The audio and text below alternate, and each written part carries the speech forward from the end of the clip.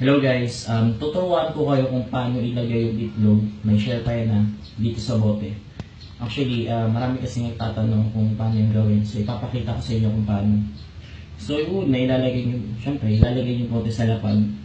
And then, yung pinakadulo ng itlog, itatapat mo siya sa butas ng bote. So, yun. So, yung first step nito is ikot-ikutin muna natin. Yan, dahan-dahan. Tapos habang tumatagal, lalagyan mo ng force. Tapos ipagpipilitan mo yung sarili mo sa yung pala yung ito pala. Yan, hanggang sa